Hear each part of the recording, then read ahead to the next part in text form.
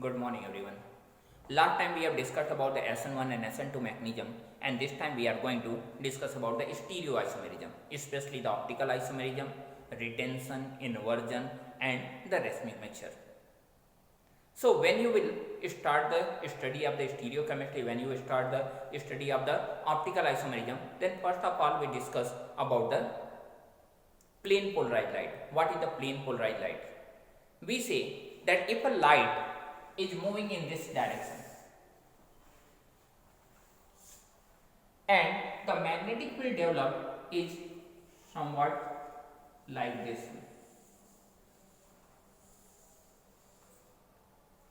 and electric field is developed here, the one in the first dimension, the second one in the next dimension. That means the species is a 3D species. Then this is called the general light, this is called the white light. But when it passes through a Nicol fringe,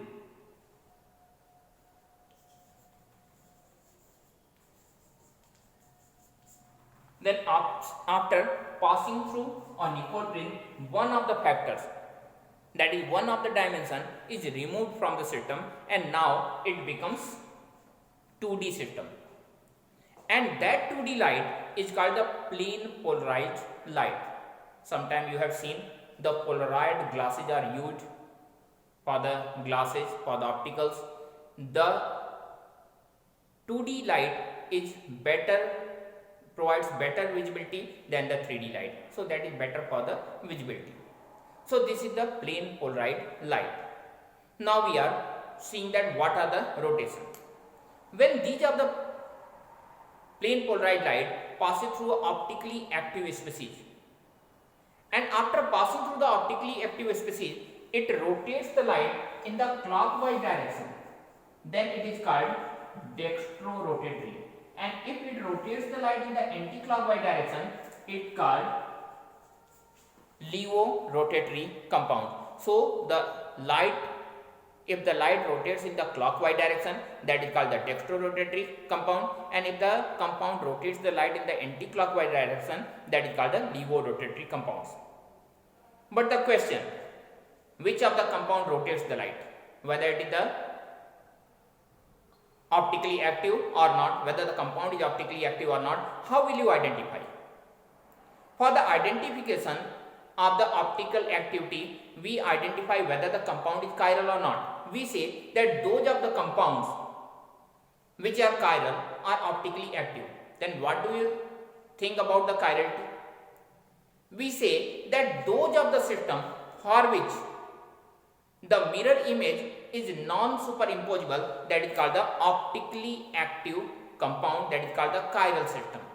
Actually, that is the condition for the chiral. Then those of the compound which don't have any superimposable mirror image, that is called the chiral compound.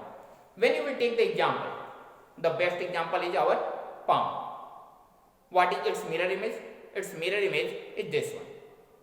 Both the hands are the mirror image of each other. But when you will place these of the mirror images over each other, what happens? Whether they are superimposing. This index finger is over the little finger, the thumbs are somewhere here, and all the fingers you can see that the fingers are not superimposing each other. And if these of the systems are not superimposing on each other, that means they are chiral. When you will talk about the human body is bilaterally symmetrical. That means the left part and right part both are the identical. So when you will superimpose the mirror image of the human body, that will superimpose on each other, perfectly superimpose on each other. That means the human body is not a chiral system. So only those of the system which are chiral, only those of the systems for which the mirror image is non-superimposable, that is called a optically active species.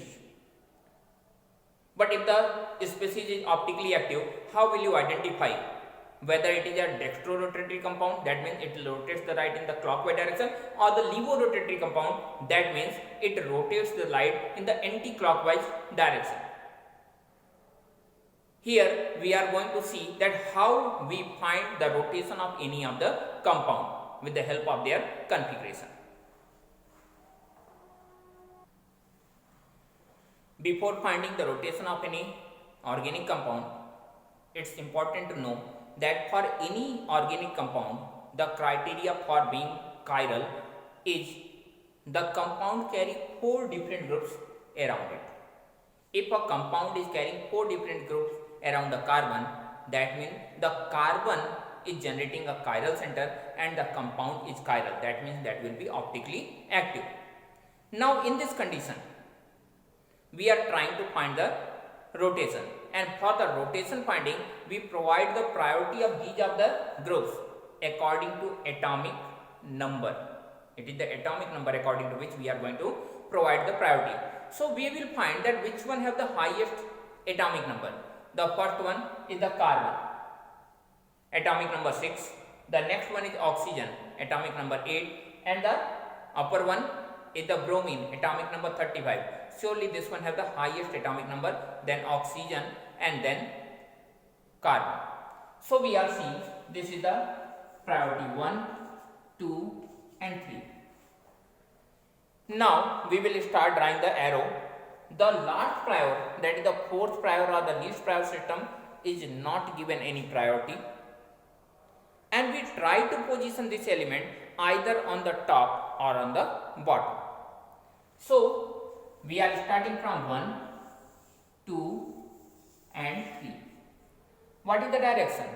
Whether it is a clockwise or anti-clockwise? Surely it is a anti-clockwise, and if it is an anti-clockwise system, it will be a levo-rotatory.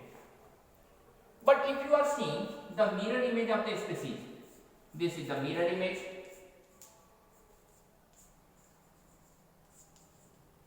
And in the case of the mirror image, only lateral inversion takes place. That means the left-handed material lay on the right hand and right-handed material lay on the left hand.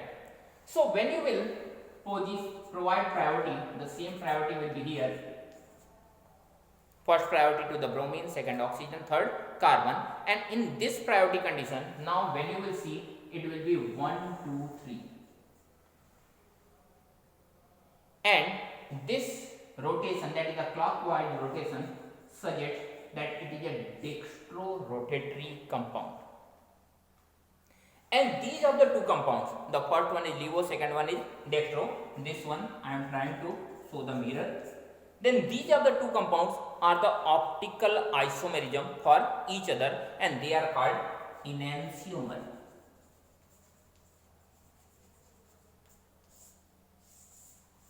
These two are the enantiomer for each other. In a condition when 50% of dextro and 50% of levo enantiomer is surviving together, what will be the condition? Whatever the clockwise rotation will be generated by the dextro, the levo compound will destroy that rotation. As a result, the system will finally becomes optically inactive. That means whatever the rotation it is showing, that rotation will not be effective. And this specific condition is called resmization.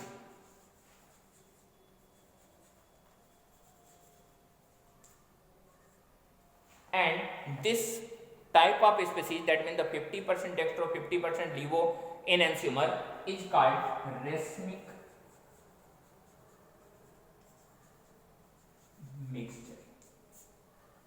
That is the racemic mixture. Sometime when we write the compounds, for example, if we are talking about the 2-chlorobutane, that is the optically active compound, and if we are writing the racemic mixture, then we write plus minus 2-bromobutane.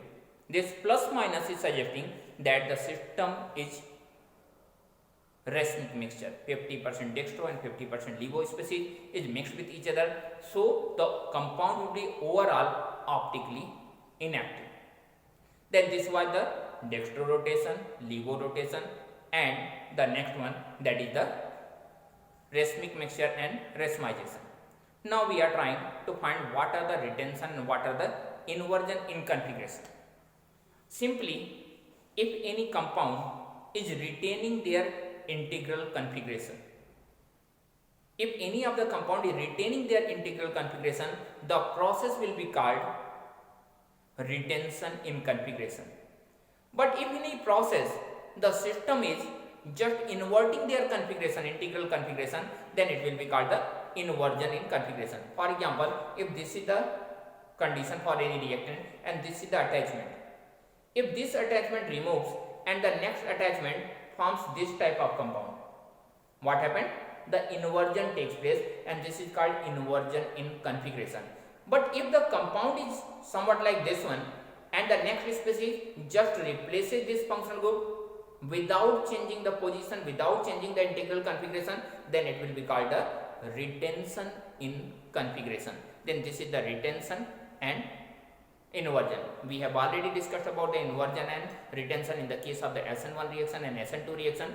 I have said that in the case of the SN2 reaction, the inversion in configuration takes place. That means the LEVO system turns in the form of the dextro 1 or the dextro turns in the form of the LEVO 1 in the case of the optically active species. And in the case of SN1, 50% retention and 50% inversion takes place. And if 50-50 inversion and retention is taking place, in that condition what will be the result? The result will be the racemic mixture and the process will be called the racemization. Then this is the process of racemic mixture and racemization. Thank you for the day. We will continue in the next video with the topic, that is the elimination and the organometallic reaction. Thank you and have a nice day.